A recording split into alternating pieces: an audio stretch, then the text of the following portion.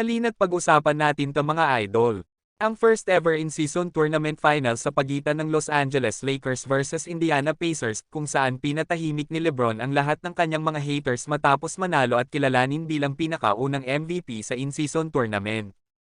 At sa naging laban nga ng dalawang team ay maagang nabasa ng Lakers ang kahinaan ng Indiana. At isa na dito ay ang kanilang madalas na opensa na nanggagaling kay Tyrese Haliburton mga idol na matatanda ang bago nga ang final match-up ng dalawang team na ito ay dumaan muna sila sa mga contender team tulad ng Sixers, Boston Celtics at Milwaukee Bucks kung saan ay hindi talaga mahuli-huli ang kanilang playing style at halimaw na performance ni Tyrese Haliburton at nagresulta ng kanilang pagkapanalo. Ngunit sa game na ito ay halos 2 minuto pa lamang si Haliburton ay dalawa na ang kanyang nagagawang turnover matapos maagawan ni LeBron ng 2 beses.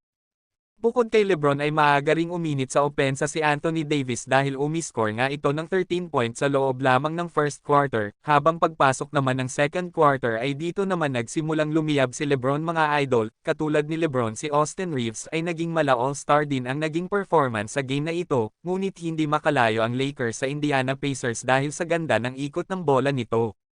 Na isa nga din sa dahilan kung bakit hindi makalamang ang Pacers sa Lakers dahil din sa magandang depensa ni Vando at Cam Reddish kay Tyrese Haliburton na madalas ay nauuwi sa mga airball ang kanyang mga tira. Na base nga din sa bilis ni Vando ay makikitang mas nahihirapang maglaro si Tyrese Haliburton sa game na ito, so sa video ay makikita naman natin kung paano siya bantayan at kung paanong sumable ang isa sa kanyang mga binitawan na tres mga idol na nauwi naman sa pagka-airball.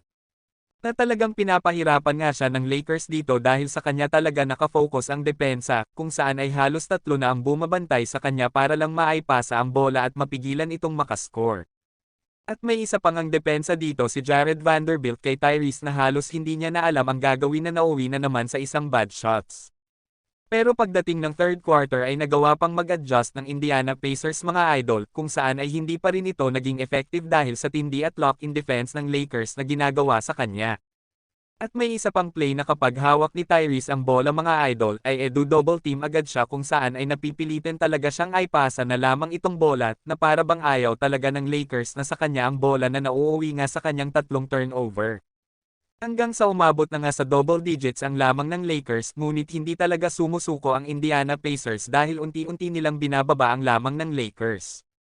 Ngunit dominant performance nga ang pinapakita ni Anthony Davis sa opensa at sa depensa, na talagang hirap nga sa kanya ang Pacers hanggang sa nakuha na nila ang first ever in-season tournament champion.